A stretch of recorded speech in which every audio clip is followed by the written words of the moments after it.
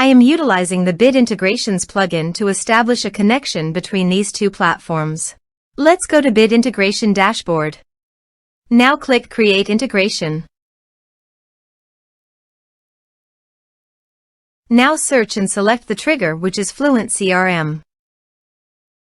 Select a form or task name from the drop-down. I am selecting a contact is Create. You can choose as you want.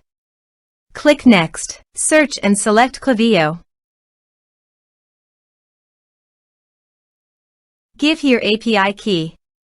So click on Please visit here. Click on Create private API key.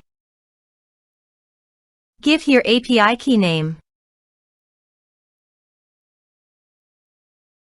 Choose full access key. Create. Copy the private key. And paste it here. Authorize it. Authorization is successfully done. Now click on Next. Select a list. Map the respective fields.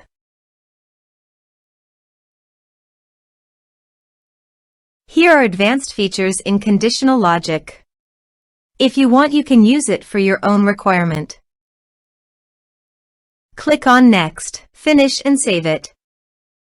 Now go to FluentCRM dashboard. Go to the Contact module. Click on Add Contact. Type some information and create contact.